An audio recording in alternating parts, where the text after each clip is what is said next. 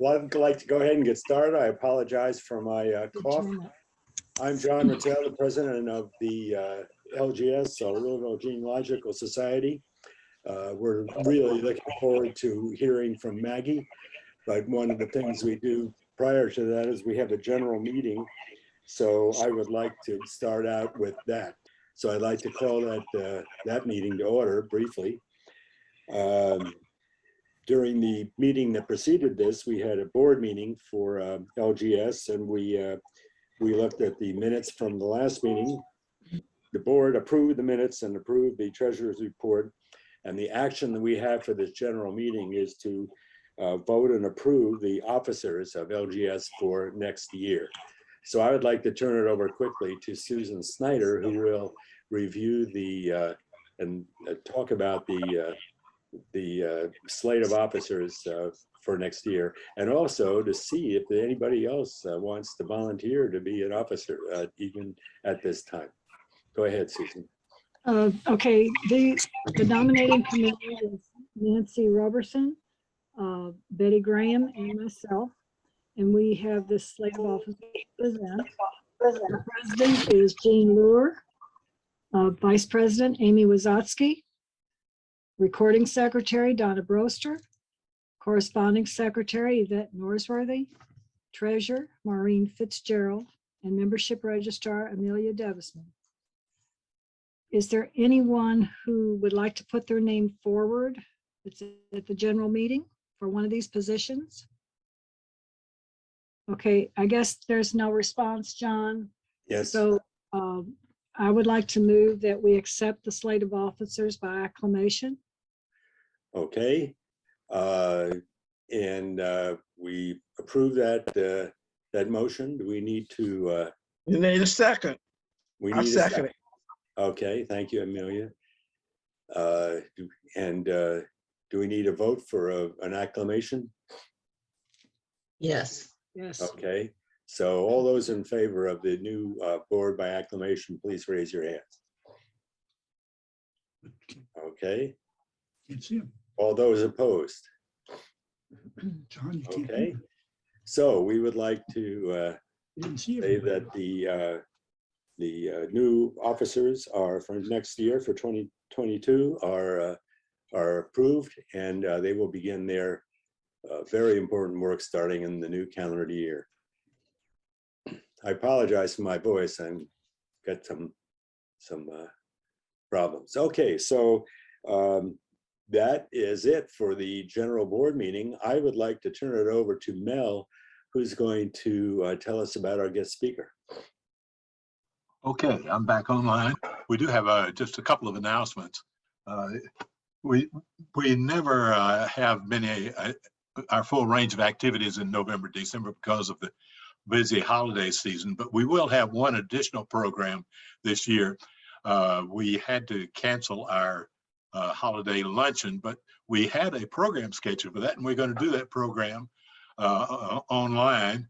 And the program is called, this is December the 14th at 1 o'clock, just like this program a month from now.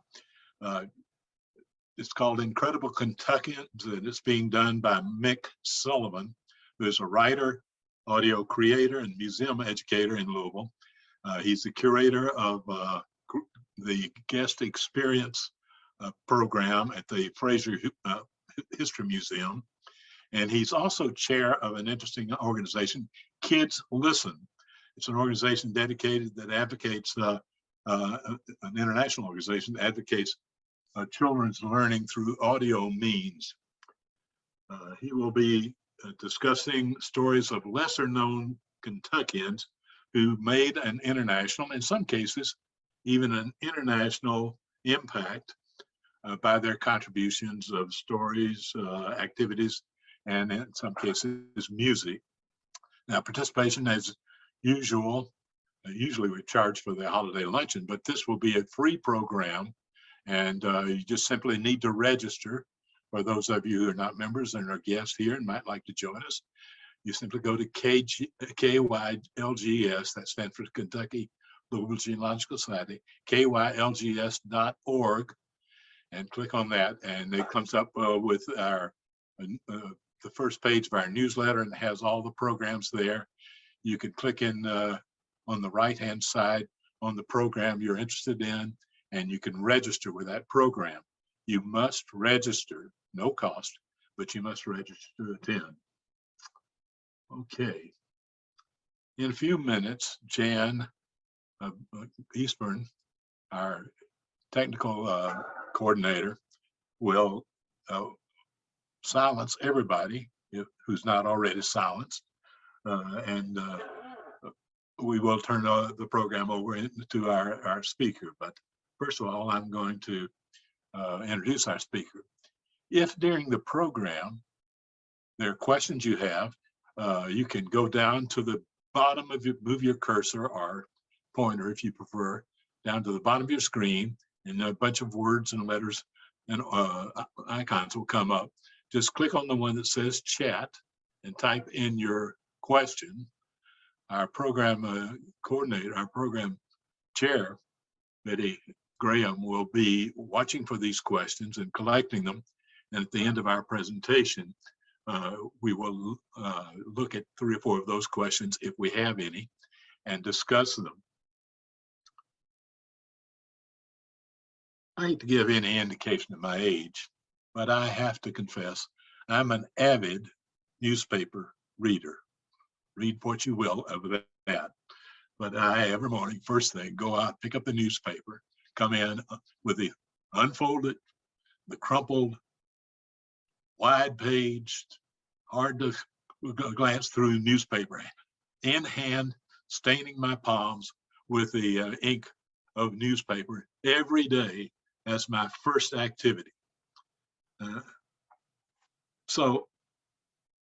My wife, fortunately, reads the online edition, so there's no competition for the news of the day.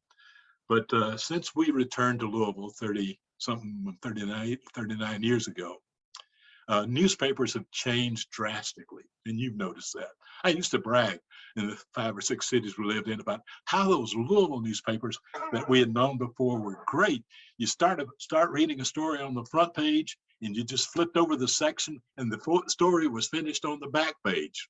Well, now, often the back page is consumed with ads, and sometimes part of the front page, and even a section put over the front page.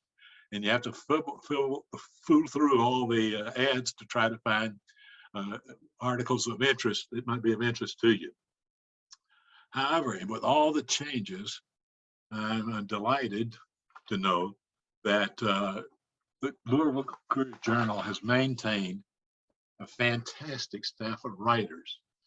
It's just unbelievable. Over 24 news writers, 9 or 10 sports writers, and then what I consider the classic folks, the feature writers who are turned loose to try to look into all the nooks and crannies of the city, of this large cultural mass that we live in, and try to find interesting stories for us.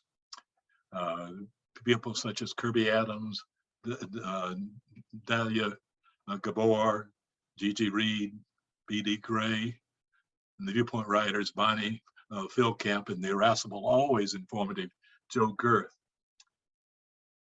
Many months ago, we began to notice a new voice in this mix of writers, for feature writers, a new writer that sometimes was appearing on the front page.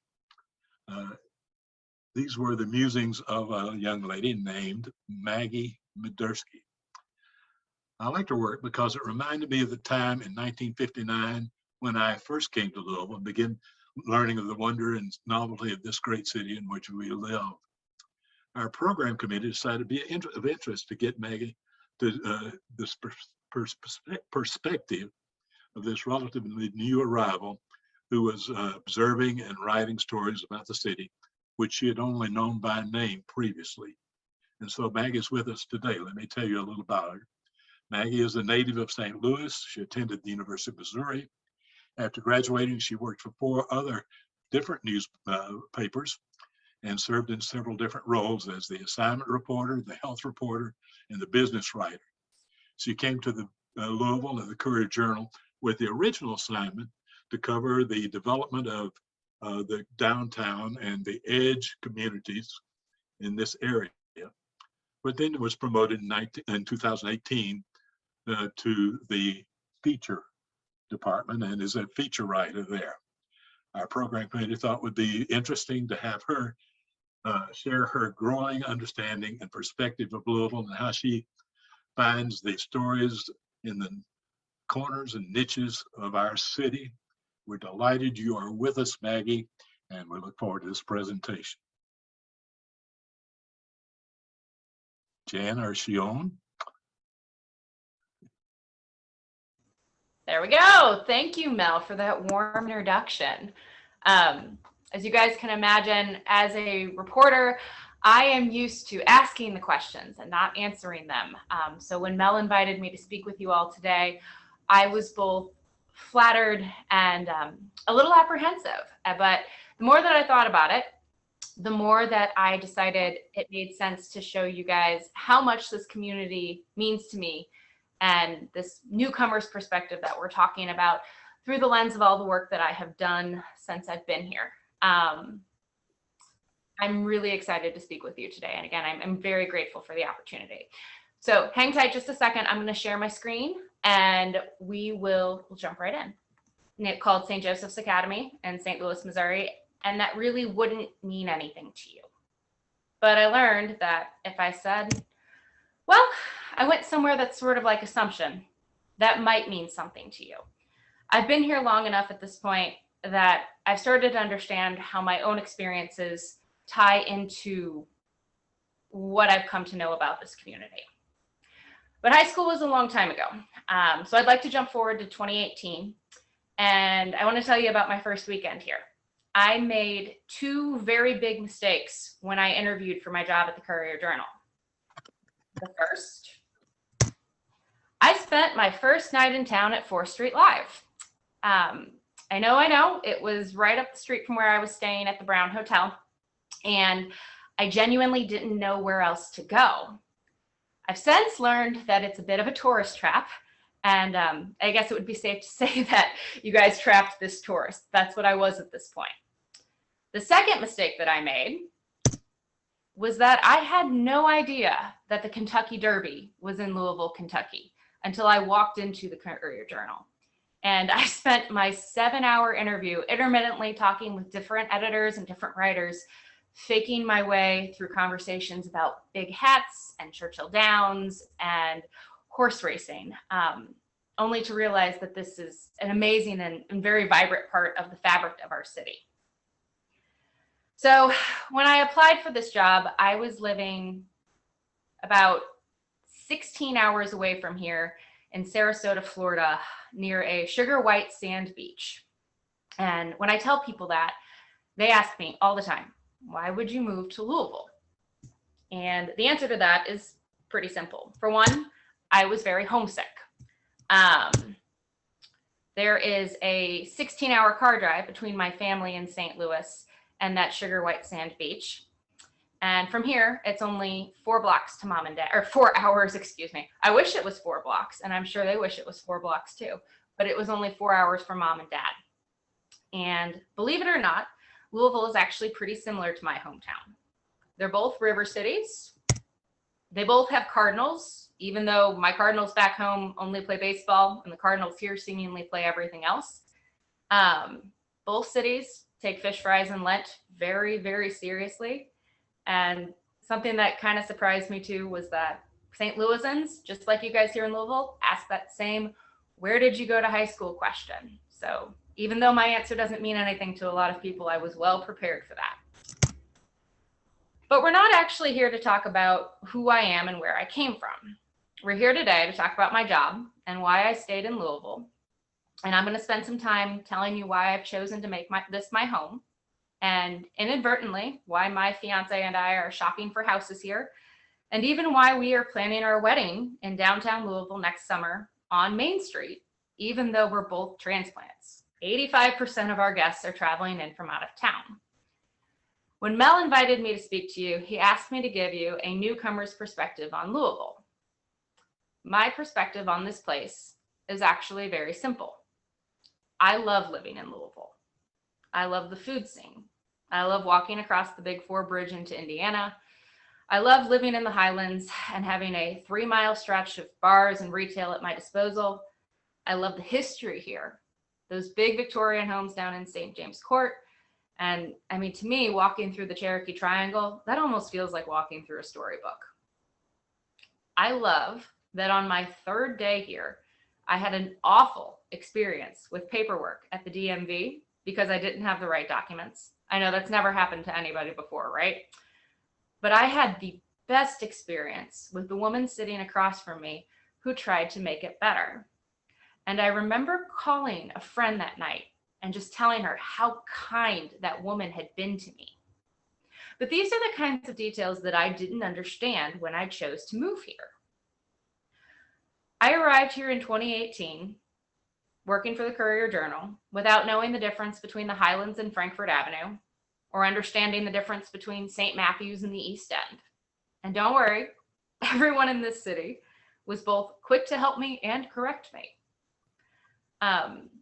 If it seems odd that the Courier Journal would hire someone who knows very little about Louisville and had never been here before to be here a reporter, you're not the first person to have that line of thinking. I actually thought it myself about 12 years ago when I was an intern back home at St. Louis Magazine, and I was working for an editor who was originally from Salt Lake City, Utah. How could this transplant possibly know more about my city than someone like me who had grown up there and had lived there for 20 years? I just couldn't fathom why somebody from Utah would be running a publication in my community. But she was very smart, and she taught me that being a good reporter is less about the things you've always known and more about the things that make you curious.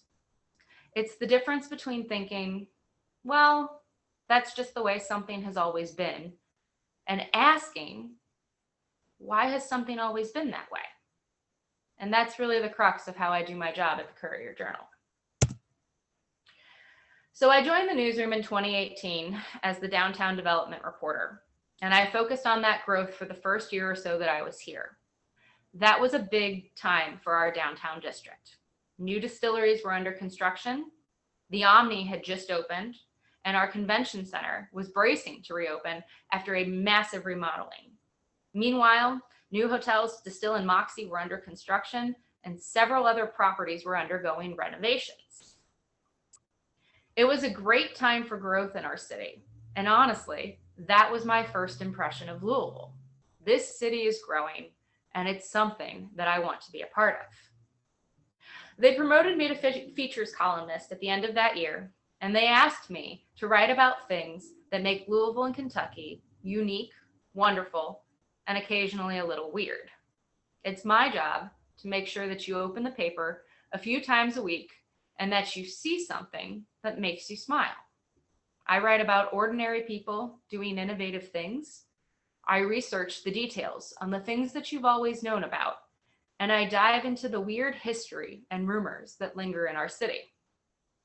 For the record, I love my job. Here's one of my first forays into it. You've probably been to Light Up Louisville at one point or another, but my guess is that you have no idea how all those lights go up in our city. One day, the light posts downtown are just light posts, and the next they're wrapped to look like candy canes. I started noticing this as I was walking through downtown that first holiday season. I wanted to know just how many lights went up, how long it takes, and really, who might be responsible for making our city look like a winter wonderland? The answer was actually a lot more fun than I thought it was going to be. The gentleman's name is David Hayes, and his business card says something boring like electrical maintenance supervisor for the city of Louisville. But people on his team actually call him Mr. Christmas. And when I talked with Hayes, I learned that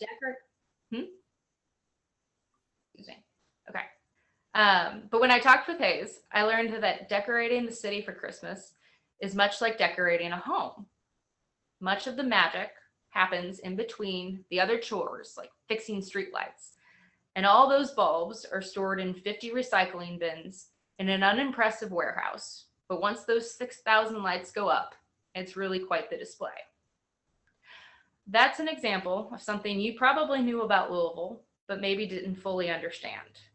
Whereas I, a newcomer, had no idea what those lights looked like when they turned on.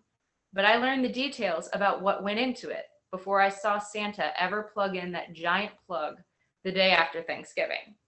For the record, I had a great time at Light Up Louisville that first year. Even in my first few months here, I was quick to learn just how fun this city is. So Louisville is very fun, and I've got plenty of words to describe it. The next one, however, is historic. And again, I'm going to take you to something you've probably known about as long as you've been in this city. And hopefully, I'm going to teach you something about it that you never quite knew before. When the Brown Hotel reached out to say that it was celebrating its 95th birthday, I wondered what the best way to tell that story would be. The Brown is iconic, and there were so many stories and so many angles that we had published in the Courier Journal over the course of 95 years. Rather than rehash its past, though, I sat down with the Brown's historian, and we had a long talk about what was actually original to that hotel. Because the Brown had lived on for 95 years. 98 now. This is 3 years ago. Certainly the sheets, the silverware, the glassware, that all has to be updated. With time, I wondered what had actually withstood the test of 95 years. And as he talked with me, he explained that it was the bigger things. It was that iconic ceiling. It was the crystal chandeliers. But the thing that meant the most to me as we talked was actually the floor. And I don't think that's something that a lot of people look at when they walk into the Brown Hotel. And it's become one of my favorite things to tell people when I take visitors to go see it. If you stand at the old check-in gate where the book was back in the day, where people would actually sign to check into their rooms, you can see a dent in the floor. It's just a small little groove. Unless you're really looking for it, you'd never notice it. But there is actually an indent in the tile there from 95 years worth of people standing in that room and checking into that iconic hotel. You can see the weight of just how historic that building is in an almost unnoticeable dent in the floor. Moving on though, so Louisville is fun, it's historic, and it's also very family focused. As much of an outsider as I am, I've always been impressed with how many people stay here and how deeply rooted the families are in this community. This brings me to one of my favorite stories that I've written since I've been here.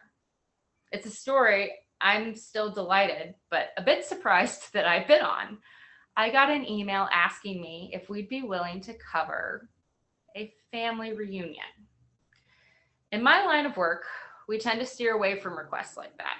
We've got a saying, if you're going to write about one dance recital, you have to write about all of them. There are a lot of dance recitals, just like there are a lot of family reunions. And I'm not sure what your family reunion looks like, but mine certainly doesn't have reporters at them. But Christy Mason had a funny story about how her mother's last living sibling had been born in the apartments above Eiderdown Restaurant in Germantown. And she'd arranged for a small contingent of her family to have lunch there. By this point, I had been in Louisville for almost 2 years. And I learned that y'all take your neighborhoods very seriously.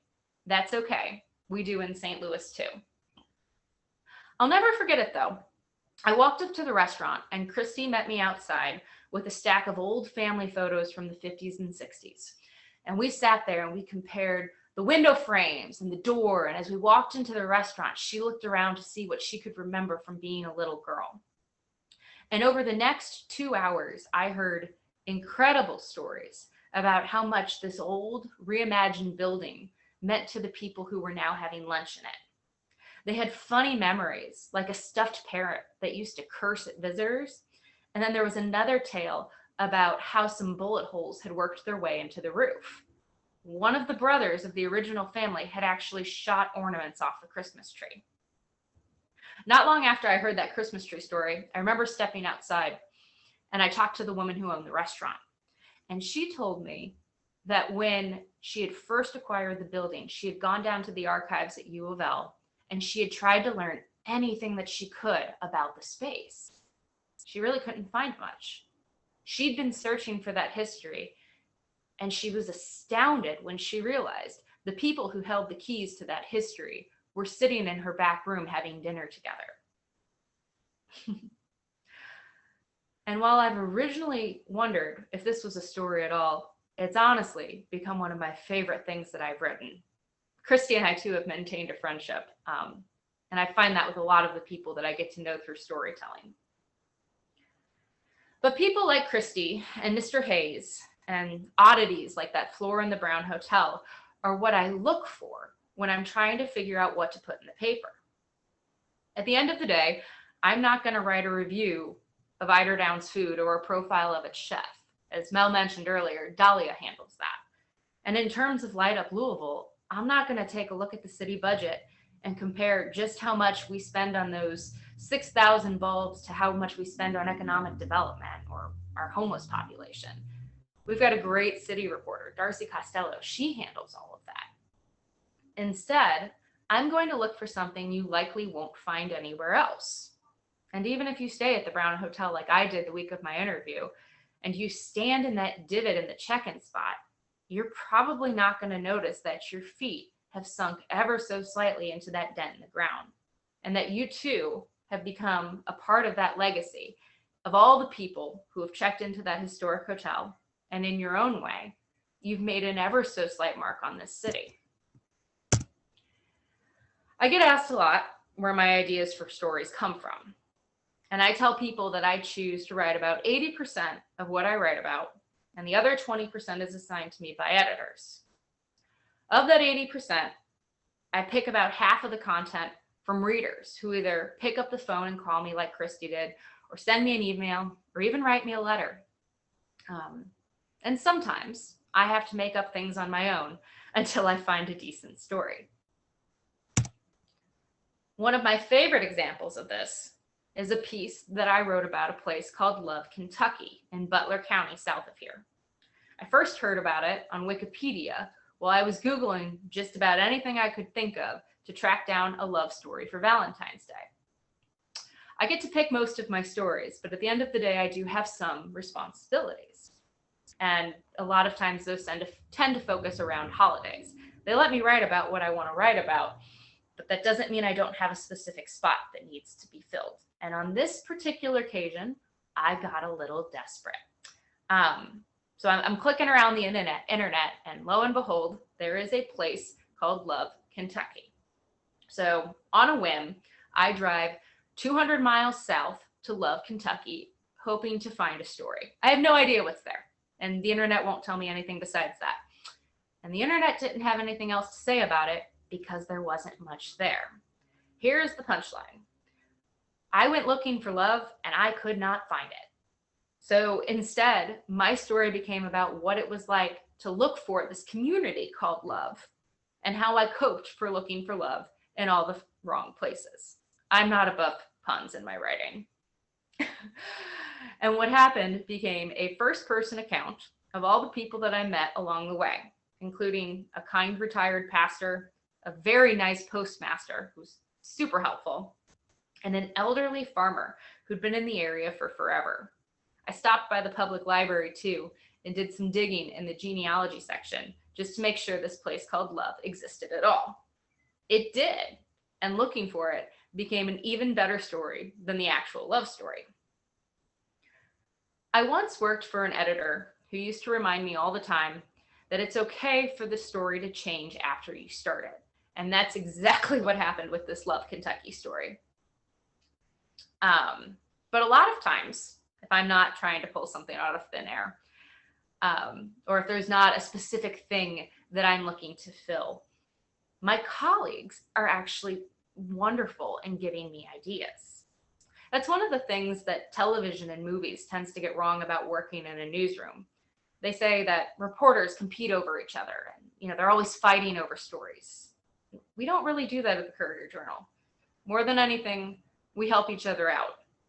So sometimes, back when I used to be in the physical newsroom, now it's usually in email form, my colleagues would come up to my desk and they would share things with me that were on the education beat, or the politics beat, or our sports section. And they'd come to me with something weird or wonderful that doesn't quite fit into their expertise. And I'm lucky because my expertise is simply storytelling. And so I've got a little bit more wiggle room than some of my friends.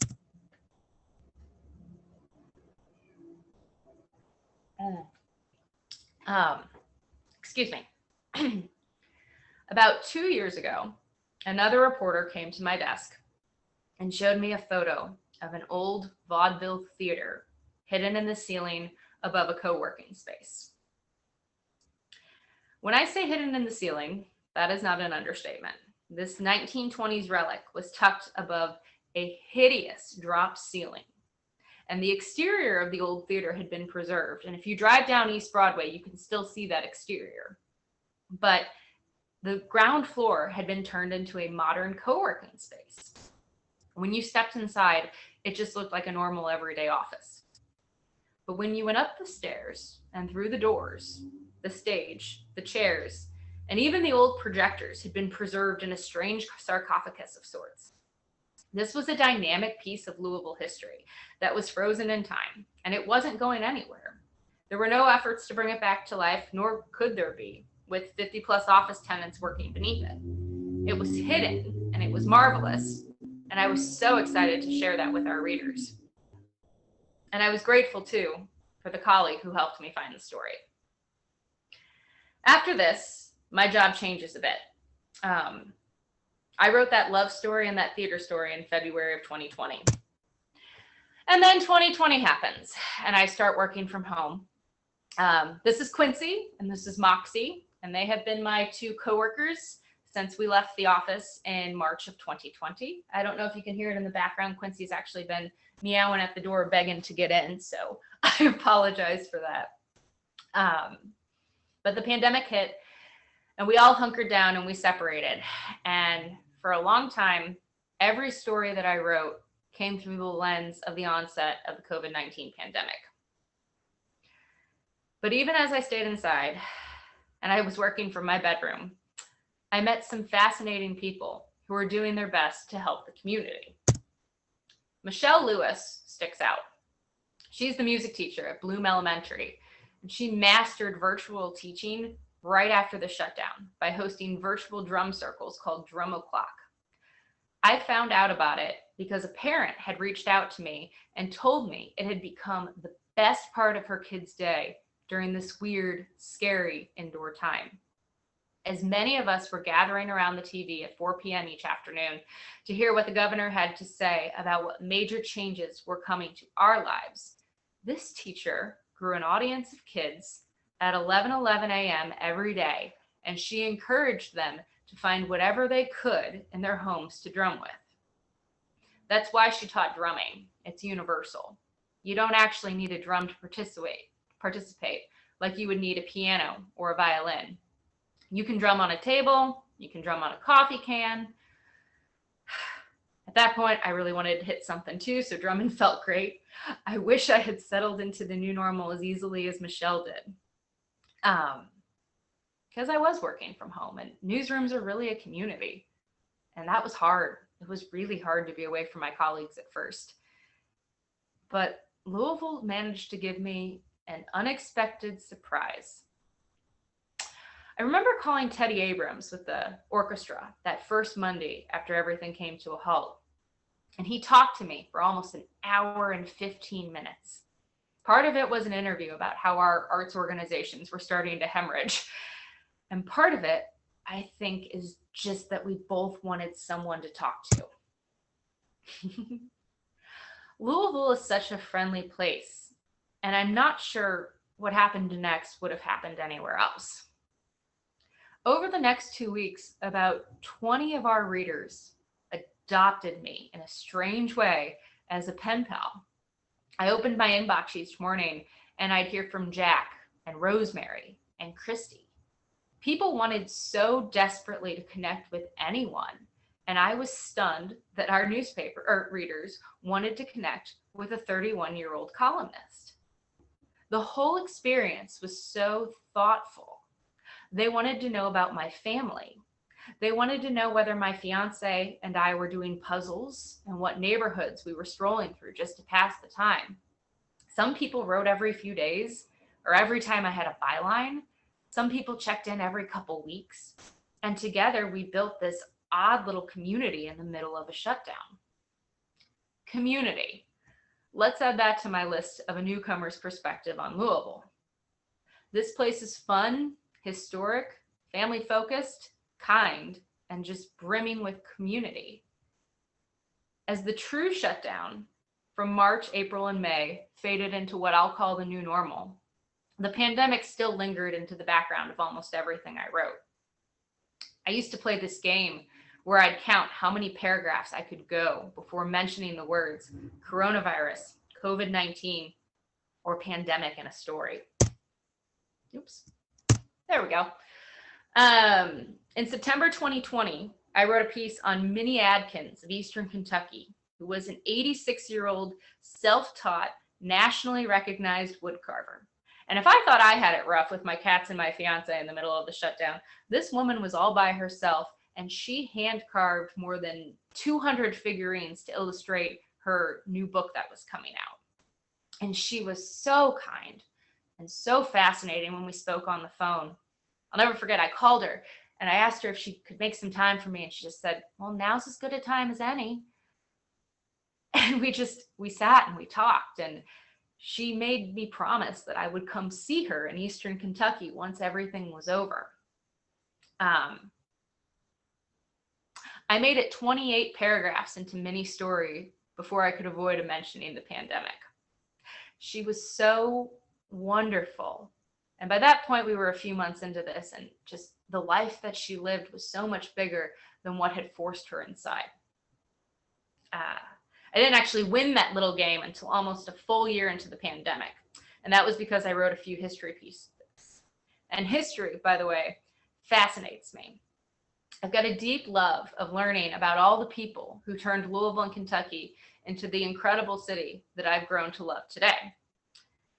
This is really just a small sampling of all the people I've met during my 4 years here. And now that I've been here that long, I can promise you that I know where the Kentucky Derby is held and that it's always the first weekend in May. I own 3 hats. I've never purposely spent a night out on 4th Street Live again. And Light Up Louisville is still firmly marked on my calendar. And I'm taking my fiance there for the first time this year. And I'm going to bombard him with little known facts about Mr. Christmas and those 6,000 bulbs that light up our city.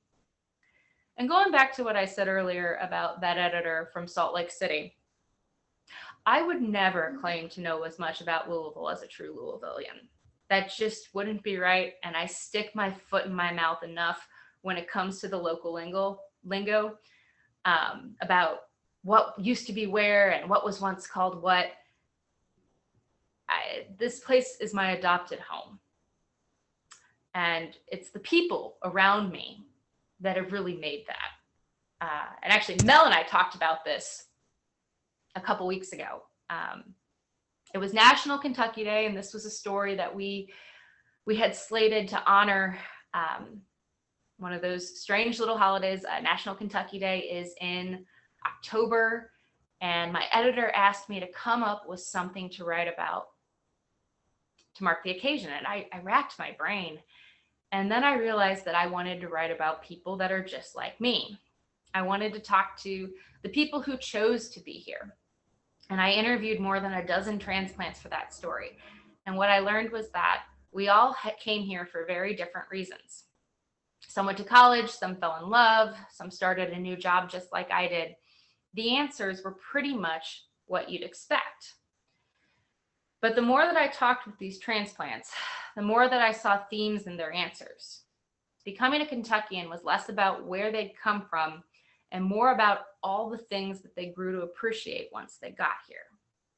What was telling was that people who came here for entirely different reasons and purposes stayed for similar reasons. This place is fun. It's historic. The cost of living is great. The people are so very, very welcoming and kind, down to that woman I met at the DMV my first week here. And that's really my perspective on Louisville, and while my job has certainly given me that opportunity to know this city on a more intimate level, it is really the people here and the energy in this community that have made me want to make it my home. So thank you. I'm gonna grab a drink of water, and I guess we'll minimize this and open the floor for questions. I just want to say before Betty starts the questions that in the first program, Maggie mentioned, showed this map with a very heavy line to St. Louis, but she really needed another map with an extra heavy line to Lexington. Because her fiance lives in Lexington. I'm glad to hear that he's going to be moving and become a citizen of Louisville before too long. We hope, Maggie. We're looking forward to that. Yes. Betty, did we get any questions? Yes, we have one and a few comments. I'll read those. Betty Darnell asks, have you visited the woodcarver in Eastern Kentucky yet? You know, I have not. I actually had planned to right around this summer. She has a festival in honor of her every year. It's called Minnie Atkins Day. And I really wanted to go. She does a big weenie roast for anybody that wants to come out.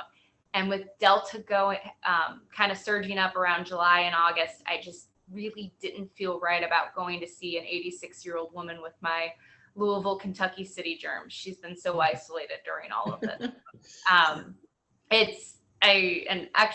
My fiance used to work in Hazard, Kentucky. He worked in television out there. Now he's in Lexington, and he's got a big love of Eastern Kentucky. And so we are both excited to go see her at some point. Good, good. Pat Meyer wanted to make a comment that she loved to read your stories. And she said she is also an avid reader of the Courier Journal. However, she to get the digital version every morning at 4:30. That way, when she would wake up early, it would be there and she'd have the entire world a news report. And it was very low in cost.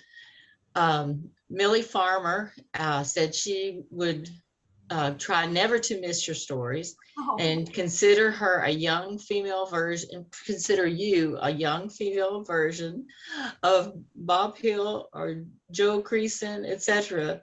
We've had some wonderful writers here and TV personalities that are human interest as well. And she said, yes, I am old and remember the great old Courier Journal. Oh, man. We also would like to tell about your award. How did that come about? The National Human Interest Award or Human? Yes, that was I was very flattered. We found out, gosh, I guess it was 2, 3, 4 weeks ago.